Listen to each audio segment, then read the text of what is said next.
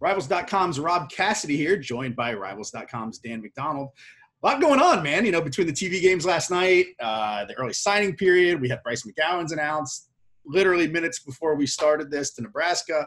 No shortage of things to talk about, so let's get right into it. Let's start off with McGowan's to Nebraska. This is something you followed quite closely, being down there in Atlanta, him being from South Carolina. Did we kind of know this was coming when he decommitted from Florida State? Was this kind of a foregone conclusion, or was there any surprise in this for you, Dan? Yeah, I mean, the rumors were definitely out there. As soon as he backed out of Florida State, everybody's kind of asking, okay, well, why would he back out of such a good option to kind of open it up now? And then quickly after that, you started hearing some of the rumors about Nebraska. But you also kind of heard some stuff with Georgia because he visited there a few times before he committed to Florida State.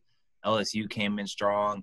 Florida State was still an option as they were in his top five. And Michigan had a really, really good Zoom call with him kind of initially right after his decommitment. So they worked their way into the top five. But I do think most people who kind of knew what was going on, this one kind of suspected it was going to be Nebraska all along to go play. Yeah, at the end of the day, family ties are hard to break, man. I mean, you've got your brother there.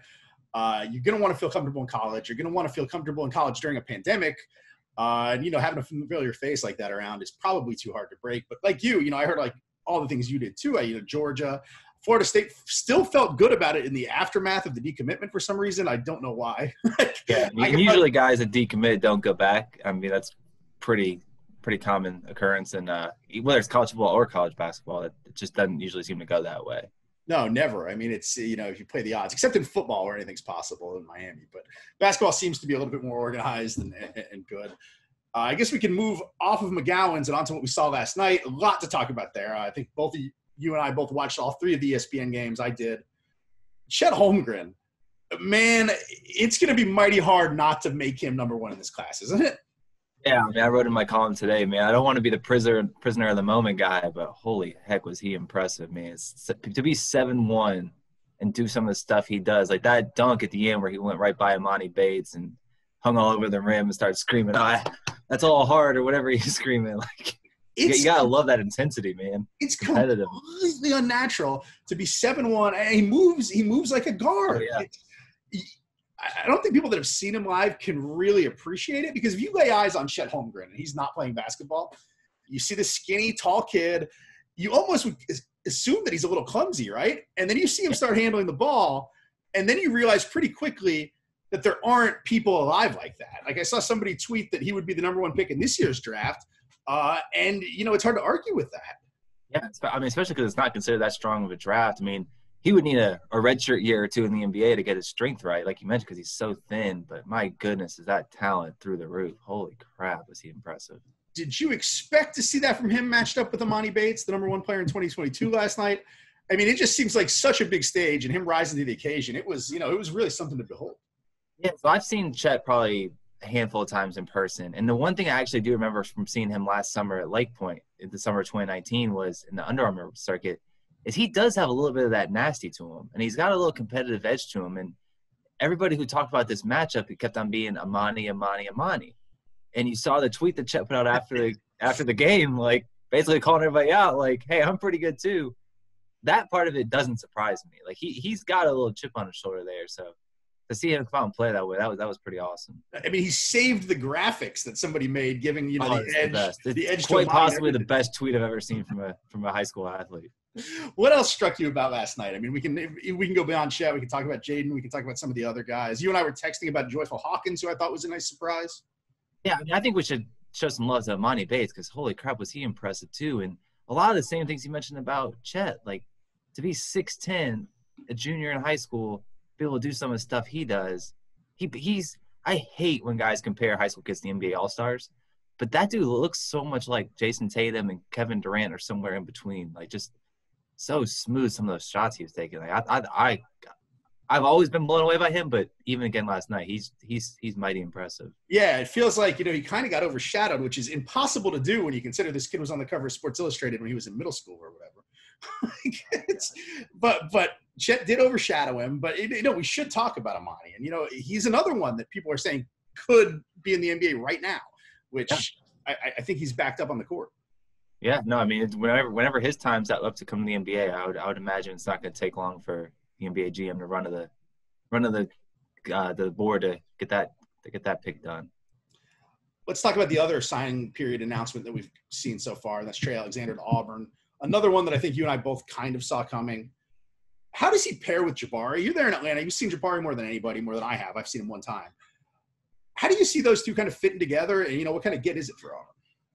I think the big thing for this one with Auburn is if you start to look at their roster, they actually really did need a guard like him to come in because they were getting a little front court heavy, which is never a problem because you can never have enough guys in the front court, but Bruce Pearl's made his living with really good backcourt guys. And, they lost a couple guys from the roster last year.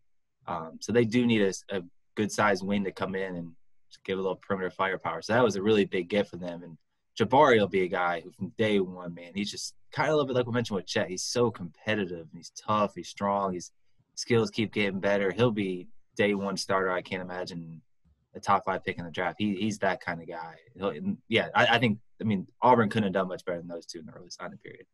As we sit here and talk, Michigan's class, I think, is all signed now. They were waiting on one guy, but they're all signed now. It's really pretty incredible when you consider the season that they had was pretty mediocre last year.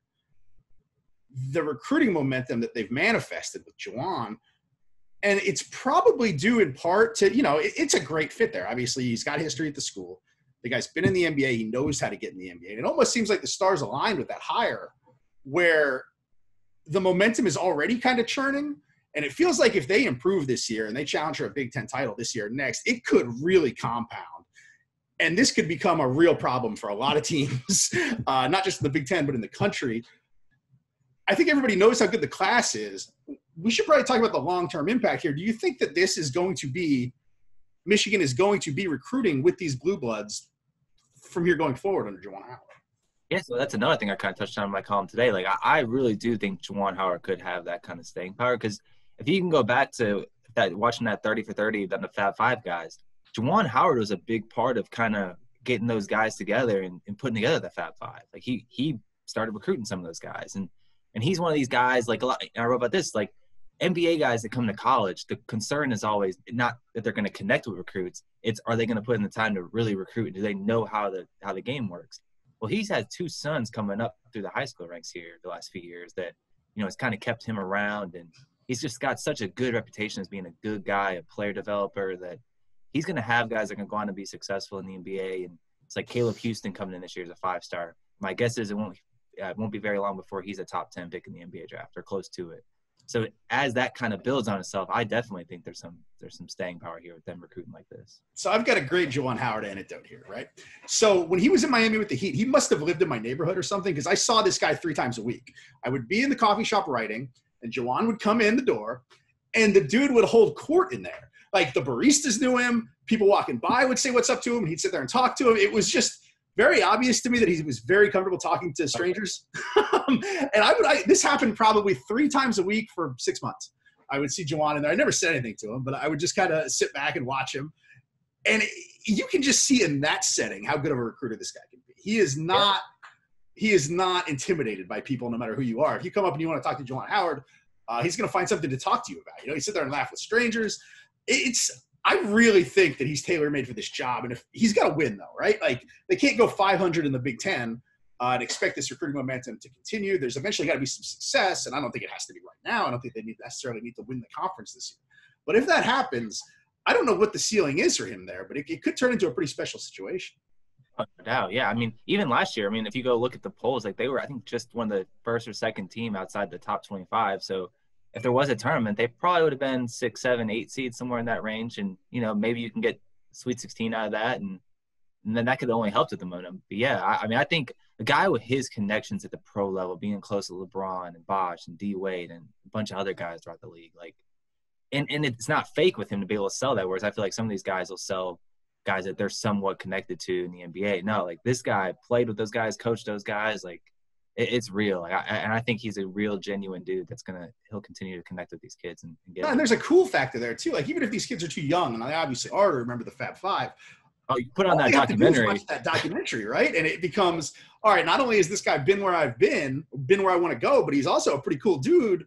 And I think that manifests itself too.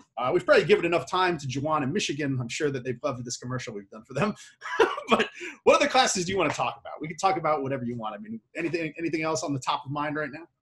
Yeah, so I kind of think we on our rivals views the other day, where we kind of talked about classes that were a little bit outside the top 10, top 15 that we kind of liked. And I think Steve Forbes, I mean, it's going to be a rough year for Wake Forest in his first year this year because they just don't have a lot in that roster right now.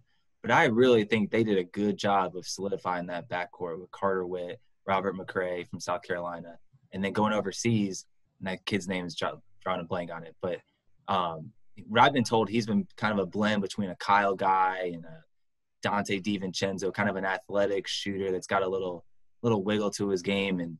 And they're expecting all three of those guys to come in next year and play. Carter Witt's actually going to come in mid-year, and there's a chance that you could see him on the court this season. But going forward, the three of those guys, that's going to form a pretty nice little backcourt. And being that they're all 6'4", 6'5", you can really play all three of them together, and that's a pretty tough matchup for the rest of the ACC.